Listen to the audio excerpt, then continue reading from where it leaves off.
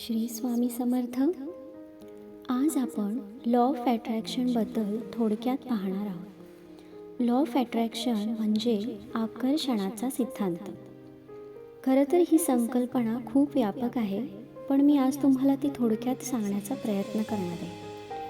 आपल्या आयुष्यामध्ये जी काही सुखदुःख येतात, अडचणी येतात, काही आनंदाचे क्षण येतात, ते कळत नकळतपणे आपणच अट्रॅक्ट करत असतो. याचा अर्थ असा आहे की जर आपण सकारात्मक विचार आणि भावना ठेवली तर आपल्याकडे सकारात्मक अनुभव येतात. त्याचप्रमाणे जर नकारात्मक विचार आणि भावना ठेवली तर आपल्याला नकारात्मक अनुभव येतात. आपल्या विचारांमध्ये आणि भावनांमध्ये एक प्रकारची ऊर्जा असते. त्या ऊर्जेची स्पंदनं किंवा त्यांचे तरंग आपण या ब्रह्मांडामध्ये पाठवत असतो आणि अगदी तसेच ते ब्रह्मांड तुम्हाला ते परत करत असते. मग याचाच वापर आपण जीवनामध्ये सकारात्मक बदल घडविण्यासाठी किंवा जे हवे ते मिळवण्यासाठी या आकर्षणाच्या सिद्धांताचा वापर करू शकतो. हा सिद्धांत आपण वेगवेगळे टेक्निक्स वापरून उपयोगात आणू शकतो.